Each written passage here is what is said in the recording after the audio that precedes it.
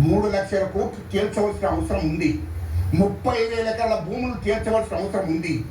నయం డబ్బును ఎక్కడ పెట్టినా అది తీర్చవలసిన అవసరం ఉంది.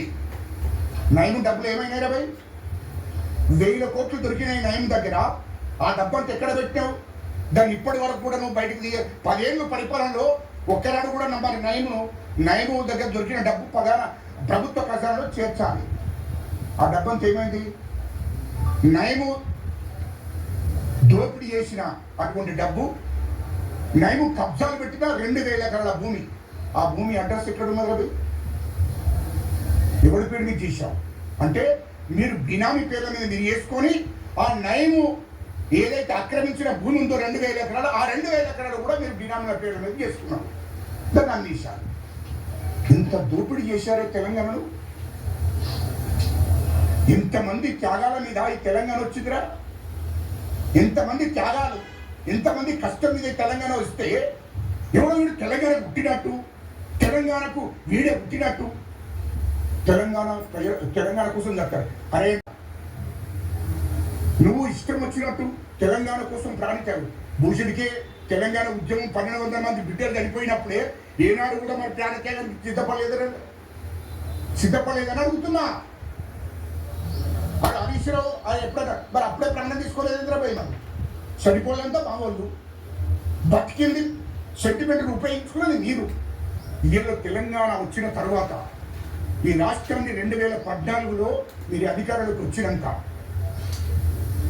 మీరు ఎప్పుడైతే టీఆర్ఎస్ పార్టీ రాష్ట్రంలో అధికారం వచ్చిందో ఎస్సీలను మళ్ళీ 100 ఎస్సీలను ఎస్టీలను బీసీలను మళ్ళీ 100 సంవత్సరాలు వెనక్కు నెట్టేశారు. ఇది వాస్తవం కాదా? తెలంగాణ వచ్చిన తర్వాత నీళ్లు లేవు, నిధులు లేవు, ఉద్యోగాలు లేవు, బతకడానికి కూడా కష్టం ఉండే పరిస్థితి తీసుకొచ్చారు రాష్ట్రంలో. ఈ అట్టడుగు వర్గాలు బతకడానికి కూడా వీలు లేకుండా చేశారు. ఇది వాస్తవం కాదా? వాస్తవాలే నేను మాట్లాడి అబద్ధాలు ఆరోపణలు కాదు. ఇప్పుడు విచారణ జరుగుతుంది. ఆ 30,000 ఎకరాలు ఎక్కడిది? నిజాంకు సంబంధించినటువంటి నిజాం వంశస్థుల్ని దానికోసమే ధరణి తీసుకొచ్చాడు. ఈ పేద ప్రజల కోసం నాకు ధరణి తీసుకొచ్చింది. మళ్ళీ తెలంగాణలో దొరల భూములను దొరలకు ఇప్పియాలనే ఆలోచనతోని దొరల భూములను ఈ దొరల భూములు ఆనాడు నక్సట్ల భయానికి ఆ భూములన్నీ వదిలేసచ్చిన దొరలు తిరిగి వాళ్ళ భూములను వాళ్ళకు దక్కించడం కోసమే ధరణి తీసుకొచ్చాడు.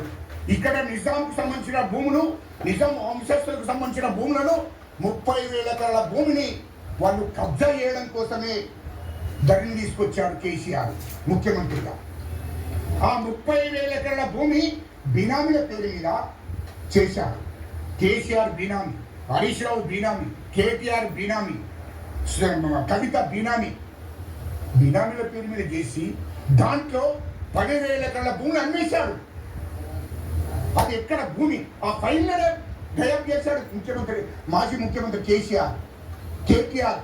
ఆ ఫైల్నే గాయబ్ చేశాడు. అయినా కూడా రాష్ట్ర ప్రభుత్వం దాని మీద విచారణ చేపట్టింది. కేసీఆర్ను, కేటీఆర్ను, హరీష్ రావును మళ్ళీ కవితను తిహార్ జైలుకు పంపవలసిందే, ఈడీ విచారణ జరగవలసిందే, సిబిఐ విచారణ కూడా చేయవలసిందే. 3,00,000 కోట్లు ఎట్లా దోశారో అవన్నీ బయట పెట్టవలసిందే. అది మేము డిమాండ్ చేస్తున్నాము కేంద్ర ప్రభుత్వాన్ని. ఎందుకంటే వాళ్ళకు కవితకు వీడు మాట్లాడతాడు, దయచేసి మీరు వినండి, వీడు మాట్లాడతాడు, ఎవడు కేటీఆర్ మాట్లాడతాడు, మేము నీతివంతుని. అరే నీకు ఇప్పుడు అమెరికాలో ఇల్లు ఎట్లా రాబోయ్? అమెరికాలో ఇల్లు ఎట్లా కొన్నావు రాబోయ్? అమెరికాలో 4 కంపెనీలలో 50,000 కోట్లు పెట్టింది వాస్తవం కాదా? సింగపూర్లో హరీష్ రావు బాగా గుర్తున్నావు. సింగపూర్లో నీకు ఏ కంపెనీలలో పెట్టావో అక్కడ ఇల్లు ఎట్లా కొన్నావు మనకు తెలియదా? ఎక్కడి నుంచి వచ్చినాయో పోయి నీకు ఏం నుండి వచ్చినాయి? మీరు తెలంగాణ రాష్ట్రంలో పదవులు వచ్చిన తర్వాతనే కదా, తెలంగాణ రాష్ట్రంలో మీరు అధికారంలోకి వచ్చిన తర్వాతనే కదా లండన్లో ఇల్లు ఎక్కడ పోయి నీకు? కవితకు ఇల్లు ఎక్కడ? అక్కడ దుబాయ్లో 2 ఇండ్లు. ఇది వాస్తవం కాదా? దుబాయ్లో 2 ఇండ్లు, లండన్లో ఇల్లు, రాజుల కోటను తీసుకున్నది కవిత. ఇవన్నీ ఎక్కడి నుండి వచ్చినాయి? మొదలు అమెరికాలో అన్నకు, కేటీఆర్, లండన్లో కవితకు, దుబాయ్లో కవితకు, ఇక్కడ సింగపూర్లో హరీష్ రావుకు. మీరు వేల కోట్లు ఇక్కడ నుండి దోషిన డబ్బంతా అక్కడ కంపెనీలలో పెట్టి వ్యాపారం చేస్తుంది వాస్తవం కాదా?